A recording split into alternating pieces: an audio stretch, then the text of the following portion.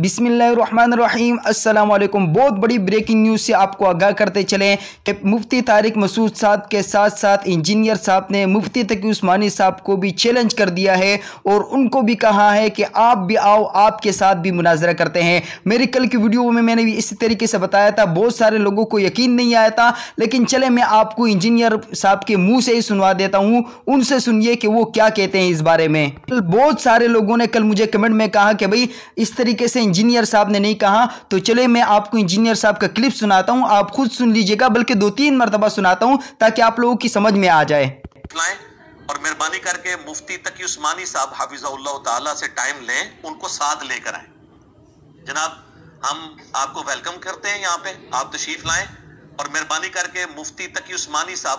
जी तो दोस्तों, आप लोगों ने खुद सुन लिया कि किस तरीके से बिल्कुल वजाहत के साथ इंजीनियर साहब ने कह दिया कि मुफ्ती तारिक मसूद साहब, आप तकी उस्मानी साहब को भी साथ लेकर आओ, उनके साथ भी मुनाजरा करना चाहता हूं। तो मैं सिर्फ यहाँ पे ये कहना चाहूँगा कि जितना मुंह होता है उतनी बंदा बात करे तो अच्छा लगता है। मुफ्ती तकी उस्मानी साहब के साथ और मुफ्ती तारिक मसूद साहब के साथ मुनाजरे करने वाले इंजीनियर साहब चंद दिन पहले जब हमारा मौलाना अब्दुल गफूर साहब आपके पास आया था चंद तलबा के साथ, आपने उनके साथ लाइव कैमरे पे बैठ कर क्यों आपने उनके साथ मुनाजरा नहीं किया और बात नहीं की? आपने उनको क्यों वापसी किया? तो जब आप इन छोटे तलबा किराम के साथ मुकाबला नहीं कर सकते हो तो बड़े उलमा किराम के साथ खात मुकाबला करोगे आप। कहना चाहूँगा कि इंजीनियर साहब अपने औकात में रहो और जो 10 बंदों का टोला है उससे बाहर आप ना पहले निकले हो और ना अब निकल सकते हो। इन 10 बंदों के अलावा अगर कोई 11वां बंदा आपके साथ बैठा और आपसे सवाल किया तो आपका दूध का दूध और पानी का पानी हो जाएगा।